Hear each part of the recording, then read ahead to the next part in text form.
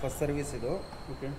ಇದರಲ್ಲಿ general service engine oil change ಮಾಡ್ತಾರೆ. General service ಒಳಗೆ ನಿಮಗೆ brake adjustment, clutch adjustment, air filter clean, plug clean, water wash, glazing, oiling, chain tight clean ಮಾಡಿ lubricant ಮಾಡ್ತಾರೆ. Okay. Oil change ಮಾಡೋದಕ್ಕಿಂತ ಮುಂಚೆ clutch core ಬಿಚ್ಚಿ ಅದು ಆಯಿಲ್ ಫಿಲ್ಟರ್ ತೆಗಿತಾರೆ, ಹೊಸ ಆಯಿಲ್ ಫಿಲ್ಟರ್ ಹಾಕ್ತಾರೆ. ಓಕೆ ಸರಿ, ಓಕೆನಾ? ಹೇಳೋಕ್ಕಾಗಲ್ಲ, ಮಳೆ ಬರುತ್ತಂತನೂ ಹೇಳೋಕ್ಕಾಗಲ್ಲ, ಮಳೆ ಬರಲ್ಲ ಅಂತಲೂ ಹೇಳೋಕ್ಕಾಗಲ್ಲ. ಯಾಕಂದರೆ ನಾವು ಹೇಳ್ದಂಗೆ ಅದು ಯಾವುದು ಬರೋದು ಇಲ್ಲ. ಅದಕ್ಕೆ ಯಾವಾಗ ಬರಬೇಕು ಅನಿಸುತ್ತೆ ಮಳೆ ಬರುತ್ತೆ, ಯಾವಾಗ ಮಳೆ ಬರಬಾರ್ದು ಅನಿಸುತ್ತೆ ಮಳೆ ಬರಲ್ಲ ಗಾಯ್ಸ್, ಅಷ್ಟೇ. ಹೌದಲ್ವಾ? ಇಂಥ ಜನ ಎಲ್ಲಿ ಸಿಗ್ತಾರೆ ನಿಮ್ಗೆ? ಹೊಡಿರಿ ಚಪ್ಪಾಳೆ, ಹೊಡಿರಿ. ಇದು ನಮ್ಮ ದೇಶ ಅಂದ್ರೆ.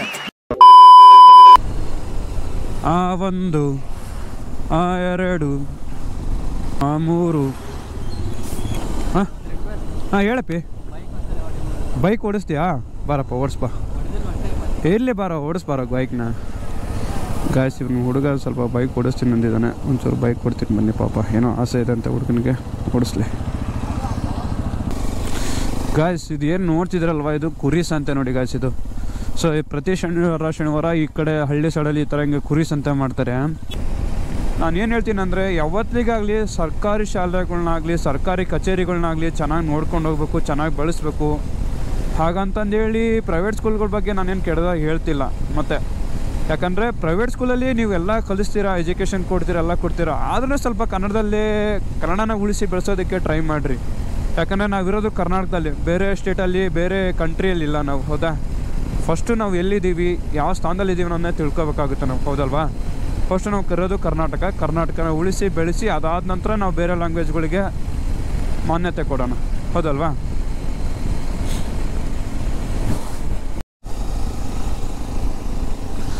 ಹಲೋ ಗಾಯ್ಸ್, ಎಲ್ರಿಗೂ ನಮಸ್ತೆ, ಗುಡ್ ಮಾರ್ನಿಂಗ್. ಇವತ್ತು ನಾನು ಎಲ್ಲಿ ಹೋಗ್ತಿದ್ದೀನಪ್ಪ ಅಂದರೆ, ಇವತ್ತು ನಾನು ದಾವಣಗೆರೆ ಹೋಗ್ತಿದ್ದೀನಿ ಗಾಯ್ಸ್. ಯಾಕಪ್ಪ ಅಂದರೆ ಇವತ್ತು ಒಂದು ಹೊಸ ಬೈಕ್ ಇದೆ ಅಲ್ವಾ, ಅದ್ರದ್ದು ಫಸ್ಟ್ ಸರ್ವಿಸ್ ಇದೆ.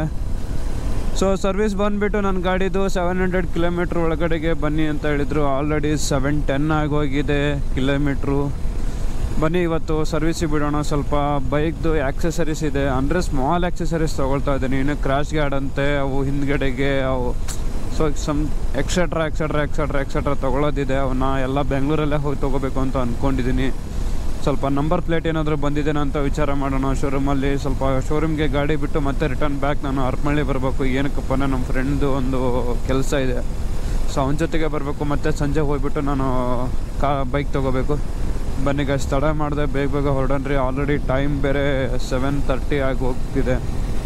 ಬೇಗ ಸೊ ಈ ಗಾಡಿ ತೊಗೊಂಡಾಗಿಂದ ಎಲ್ಲರೂ ಹೇಳ್ತಿದ್ರು ತುಂಬ ಕಂಪ್ಲೇಂಟ್ಸ್ ಇದೆ, ಅದು ಇದೆ ಇದು ಇದೆ ಅಂತಂದು. ಬಟ್ ಯಾವುದೂ ಇಲ್ಲ, ನನಗೇನು ಆ ಥರ ಇಶ್ಯೂಸ್ ಏನೂ ಕಂಡು ಬಂದಿಲ್ಲ. ಸೊ ಕೆಲವೊಬ್ರು ಇದನ್ನು ಬೈ ಮಾಡಿದವರು ಏನು ಕಂಪ್ಲೇಂಟ್ ಹೇಳ್ತಿದ್ದಾರಪ್ಪ ಅಂದ್ರೆ, ಇಂಜಿನ್ ತುಂಬ ಹೀಟ್ ಆಗುತ್ತೆ ಅಂತ ಹೇಳಿದ್ರು. ನನಗೆ ಕೂಡ ತೊಗೊಂಡು ಒಂದು 10 ಕಿಲೋಮೀಟ್ರ್ ಹೋದರೆ ಸಾಕು, ತುಂಬ ಇಂಜಿನ್ ಹೀಟು ತುಂಬ ಫೀಲ್ ಆಗ್ತಿತ್ತು ನನಗೆ. ಬಟ್ ನಾನು ಶೋರೂಮರಿಗೆ ಕಾಲ್ ಮಾಡಿ ಕೇಳಿದೆ, ಇಲ್ಲ ಸರ್ ಫಸ್ಟ್ ಸರ್ವಿಸ್ ಆದರೆ ಸೊ ನಿಮ್ಗೆ ಅದು ಹೋಗುತ್ತೆ, ಇಶ್ಯೂ ಹೋಗುತ್ತೆ ಅಂತ ಹೇಳಿದ್ದಾರೆ. ಬಟ್ ಅದು ಏನು ಹೋಗುತ್ತೆ ಏನಿಲ್ಲ ಅಂತ ನನಗೆ ಲಿಟ್ರಲಿ ಗೊತ್ತಾಗ್ತಿಲ್ಲ ನನಗೆ. ಸೊ ಸೆಕೆಂಡ್ ಪಾಯಿಂಟ್ ಬಂದಂದರೆ, ಇದರಿಂದ ನನಗೆ ಡಿಸಪಾಯಿಂಟ್ ಏನಾಗಿದೆಪ್ಪ ಅಂತಂದರೆ, ಮೇನ್ ಬರೋದೇ ನಮ್ಗೆ ಇದರಲ್ಲಿ ಹೆಡ್ಲೈಟ್ ಅಂತೂ ಸಿಕ್ಕಾಪಟ್ಟೆ ಪ್ರಾಬ್ಲಮ್ ನನಗೆ. ಯಾಕಪ್ಪ ಅಂದರೆ ನೈಟ್ ಹೋಗ್ಬೇಕಾದ್ರೆ ಲಿಟ್ರಲಿ ಲೋ ಬೀಮಲ್ಲಿ ಹೋಗ್ಬೋದು, ಮ್ಯಾಕ್ಸಿಮಮ್ಮು ಲೋ ಬೀಮಲ್ಲಿ ಅಂತೂ ಸ್ವಲ್ಪ ದೂರ ಹೋಗ್ಬೋದು. ಸೊ ನಾನು ಹೈ ಬೀಮ್ ಹಾಕ್ಕೊಂಡ್ರೆ ನನಗೆ ಕಂಫರ್ಟಬಲ್ಲು, ಬಟ್ ಹೈ ಬೀಮ್ ಹಾಕ್ಕೊಂಡ್ರೆ ಅಷ್ಟೊಂದು ನನಗೆ ಎಫೆಕ್ಟ್ ಅನ್ನಿಸ್ತಾ ಇಲ್ಲ. ಸೊ ಈ ಹೀರೋ ಎಕ್ಸ್ಪಲ್ಸರು ಅದನ್ನು ಅಪ್ಗ್ರೇಡ್ ಮಾಡಬೇಕಾಗಿತ್ತು, ಯಾಕೋ ಮಾಡಿಲ್ಲ. ಸೊ ಲಾಸ್ಟ್ ಟೈಮೇ ಅವರು ಎಲ್ಲ ಕಂಪ್ಲೇಂಟ್ ಇಶ್ಯೂ ಮಾಡಿದ್ರಂತೆ, ಸೊ ಗಾಡಿ ತೊಗೊಂಡಿರೋರು. ಆದರೂ ಅವರು ಅದನ್ನು ಅಪ್ಗ್ರೇಡ್ ಮಾಡಿಲ್ಲ ಹೀರೋದವರು. ಮತ್ತು ಇನ್ನೊಂದು ಇವಾಗ ನನಗೆ ಇಲ್ಲಿಂದ ಜಸ್ಟ್ ಒಂದು 45 ಕಿಲೋಮೀಟ್ರ್ ಇದೆ ದಾವಣಗೆರೆ. ನೋಡಿ ಹೋಗ್ತಾ ಇದ್ದೀನಿ. ಇದೊಂದು ಹಳ್ಳಿ ರೂಟ್ ಬರುತ್ತೆ. ಈ ರೂಟಿಂದ ಒಳಗಡೆ ಹೋದರೆ ನನಗೆ ತುಂಬ ಹತ್ರ ಆಗುತ್ತೆ ಅಂತ ನಾನು ಈ ರೂಟಲ್ಲೇ ಬರ್ತೀನಿ ಯಾವಾಗ್ಲೂ. ನೋಡಿಕಪ್ಪ, ರೈತರ ಜೀವನ ಕಷ್ಟ ಅಂತ ಹೇಳ್ತೀನಿ. ಅಂದರೆ ಸೊ ನಾನಿರೋ ಫೀಲ್ಡಲ್ಲಿ ಆಲ್ಮೋಸ್ಟ್ ಅಲ್ಲಿ ರೈತರೇ ಬರ್ತಾರೆ. ಸೊ ಬಂದಾಗ ಹೇಳ್ತಾ ಇರ್ತಾರೆ ಮಳೆ ಇಲ್ಲ, ಬೆಳೆ ಇಲ್ಲ ಅಂತಂದು.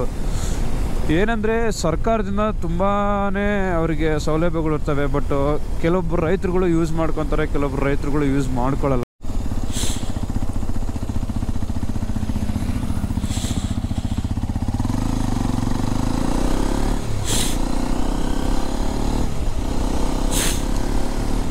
ಗಾಯ್ಸ್ ಇವ್ನು ಯಾರೋ ಒಬ್ಬ ಪುಟ್ಟ ಊಟಾಣಿ ಸೈಡ್ ಹೊಡಿತಿದ್ದಾನೆ. ಕರ್ರಿ ಕೇಳೋಣ ಪಾಪ ಡ್ರಾಪ್ ಮಾಡೋಣ. ಎಲ್ಲಿಗೋ? ಹಾಂ ಎಲ್ಲಿ? ಕ್ರಾಸಾ? ಹತ್ಕೋ. ಯಾವ ಊರು? ಇದೇ ಊರಾ? ಎಷ್ಟನೇ ಕ್ಲಾಸು? 6ನೇ ಕ್ಲಾಸಾ? ಓಕೆ. 6 ಮಗ್ಗಿ ಬರ್ತಾವ ನಿನಗೆ? ಹೇಳು ಕನ್ನಡದಲ್ಲಿ ಹೇಳು. ಕನ್ನಡದಲ್ಲಿ ಹೇಳು. ಕನ್ನಡದಲ್ಲಿ ಬರಲ್ಲ. ನೀನು ಅಪ್ಪಿ ಕನ್ನಡ ಬರಲ್ಲ ಅಂತೀಯಲ್ಲೋ. ಯಾವ ಊರಿಂದು? ಯಾವ ಸ್ಕೂಲ್ ನಿಂದು? ಪರ್ಲ್ ಪಬ್ಲಿಕ್ ಸ್ಕೂಲಾ? ಯಾಕೆ ಕನ್ನಡ ಇಲ್ವಾ ನಿಮಗೆ ಸಬ್ಜೆಕ್ಟು? ಕನ್ನಡನ ಕಲಿಬೇಕು, ಓಕೆನಾ? ಕನ್ನಡ ಬಿಟ್ಟು ಬೇರೆ ಯಾವ ಭಾಷೆನೂ ಮಾತಾಡಬಾರ್ದು. ಹೆಸರೇನು ನಿಂದು? ಹಾಂ ಹೆಸರೇನು? ಗಣೇಶ.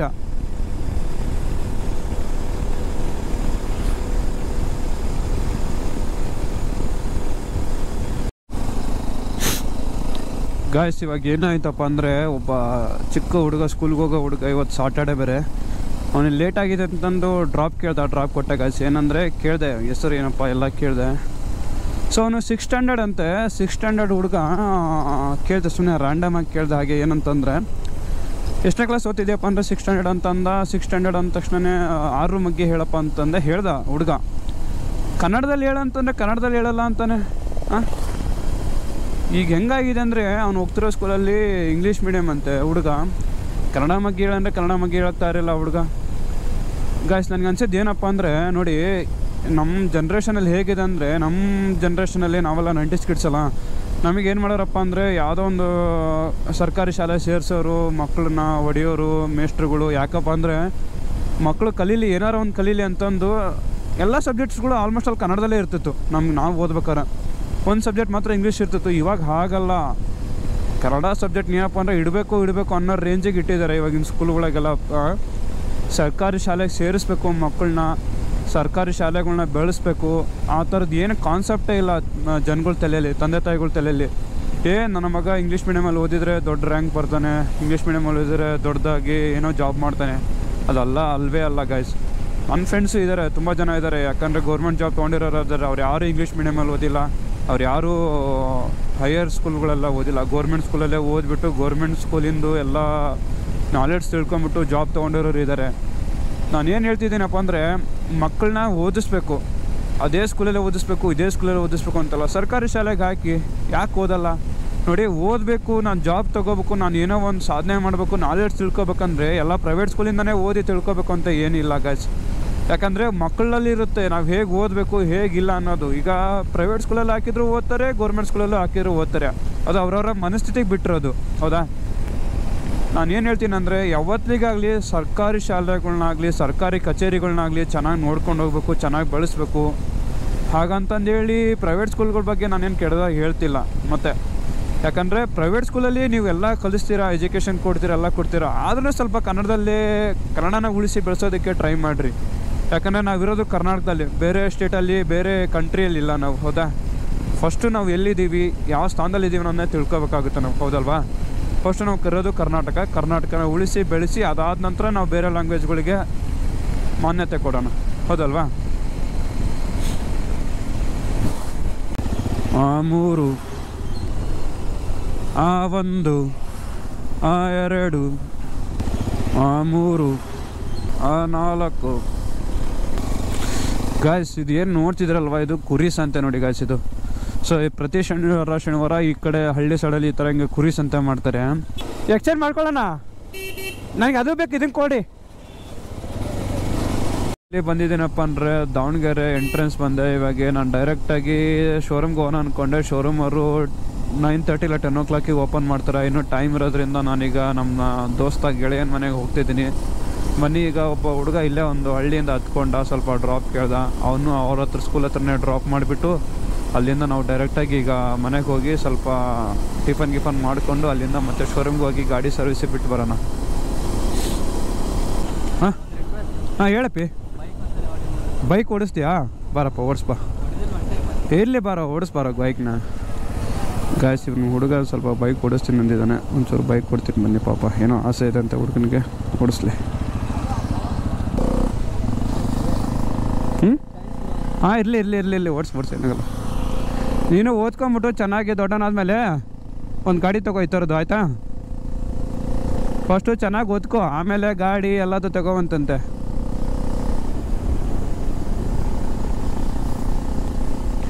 ಗಾಯ್ಸ್ ಹುಡುಗ ತುಂಬ ಇಷ್ಟಪಡ್ತಾನಂತೆ ನನ್ನ ಗಾಡಿನ. ಅಲ್ಲಾಂದರೆ ನನ್ನ ಥರ ಗಾಡಿ ತೊಗೋಬೇಕು ಅಂತ ಅವನಿಗೆ ತುಂಬ ಡ್ರೀಮ್ ಇದೆ ಅಂತೆ. ಪಾಪ ಅಷ್ಟೊಂದು ಇವಾಗ ಇಲ್ಲ ಅಣ್ಣ, ನಾನು ಇನ್ನೂ ಸ್ಟೂಡೆಂಟ್ ಇದ್ದೀನಿ, ಮನೆಯವ್ರಿಗೆ ಕಷ್ಟಪಡೋಕ್ಕಾಗಲ್ಲ ಅಂತ ಅಂದ.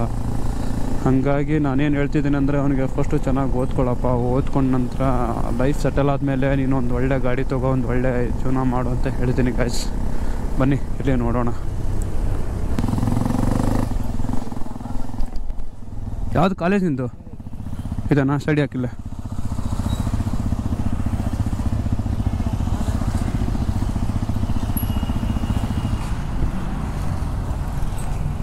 ಇದೇನಾ ನಿಂದು ಕಾಲೇಜು?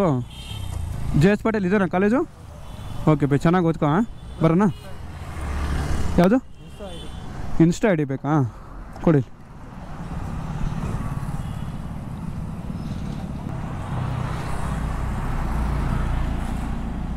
ಯೂಟ್ಯೂಬಲ್ಲೇ ಮಾಡ್ಕೊಂಬಿಡು. ಯೂಟ್ಯೂಬ್ ಯೂಟ್ಯೂಬ್ ಇಲ್ಲ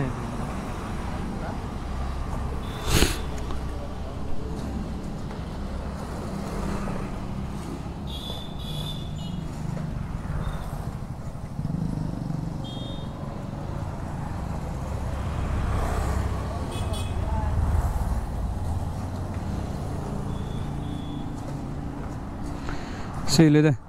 ಓಕೆನಾ, ನಾನು ಬರೋಣ. Okay bye. ಹುಷಾರಾಗಿ ಓದ್ಕೋ, ಚೆನ್ನಾಗಿ ಓದ್ಕೋ.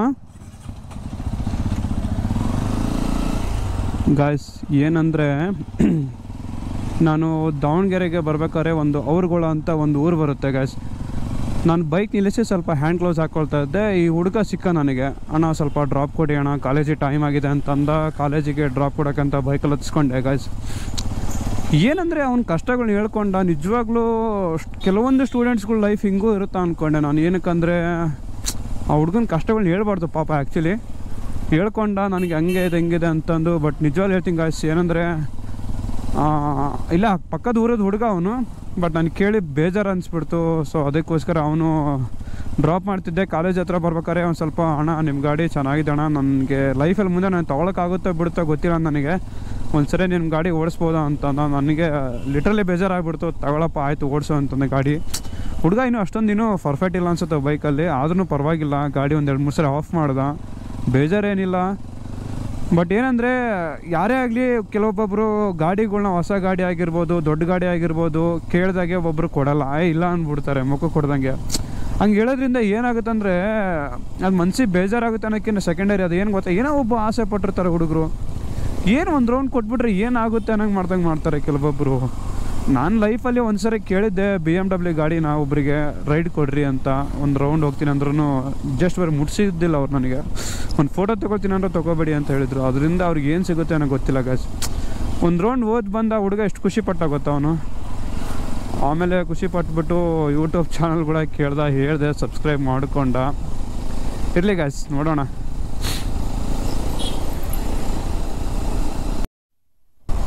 ಗಾಯ್ಸ್ ಇವಾಗ ನಾನು ದಾವಣಗೆರೆ ಬಂದು ರೀಚ್ ಆದೆ. ನಾನು ಇವಾಗ ಎಲ್ಲಿದ್ದೀನಪ್ಪ ಅಂದರೆ ಇವಾಗ ಡೈರೆಕ್ಟಾಗಿ ಇಲ್ಲಿ ರೈಟ್ ಸೈಡ್ ಏನು ಕಾಣಿಸ್ತಿಲ್ಲ, ಇದು ತಿಮ್ಮಾರೆಡ್ಡಿ ಕಾಲೇಜ್ ಅಂತಂದು. ಇದ್ರ ಪಕ್ಕದಲ್ಲೇ ಬಂದ್ಬಿಟ್ಟು ನಮಗೆ ನೂತನ್ ಕಾಲೇಜ್ ಬರುತ್ತೆ ನೋಡಿರಿ. ನೂತನ್ ಕಾಲೇಜ್ ಇದು. ಈ ಕಡೆ ಬರೋದು ತಿಮ್ಮಾರೆಡ್ಡಿ ಕಾಲೇಜು. ಇಲ್ಲಿಂದ ನನ್ನ ದೋಸ್ತನ ಮನೆ ರೈಟಲ್ಲಿದೆ, ಬನ್ನಿ ತೋರಿಸ್ತೀನಿ ನಿಮಗೆ. ಸೊ ಇದು LIC ಕಾಲೋನಿ ಅಂತಂದ್ಬಿಟ್ಟು ಇಲ್ಲಿಂದ ನಮಗೆ ಇಲ್ಲಿ ತುಂಬ ಅಂದರೆ ಲೇಡೀಸ್ PGಗಳು ಇರ್ತವೆ. ಸೊ ಆ PGಗಳ ಸೈಡು ನನ್ನ ಕಣ್ಣು ಬರೀ ಈ ಕಡೆ ಹಿಂಗೆ ನೋಡೋದಿಲ್ಲ, ಈ ಕಡೆ ಹಿಂಗೆ ನೋಡೋದಿಲ್ಲ ಗಾಯ್ಸ್. ಅಂಥ ಒಳ್ಳೆ ಹುಡುಗ ನಾನು ಗಾಯ್ಸ್. ಇಲ್ಲೇ ಇದೆ ನೋಡಿ ನನ್ನ ಫ್ರೆಂಡ್ ಮನೆ, ಅವನದೇ ಇದು ಕಾರು. ಟನ್ ಕಿಲಿಂಗ್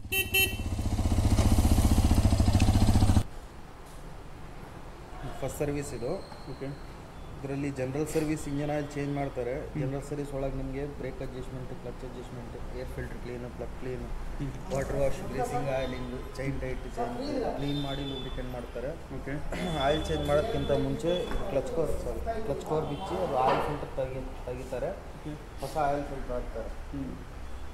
ಮತ್ತೆ ಸರಿ, ನಮ್ಮ ರಘುವಣ್ಣ ಗಾಡಿ ಹೊಸ ಗಾಡಿ ಅಲ್ಲ, ಭಾಳ ಕೇರ್ ಇದೆ. ನೋಡ ಇನ್ನು ಎಷ್ಟೊತ್ತು ಮಾಡ್ತಾರೆ.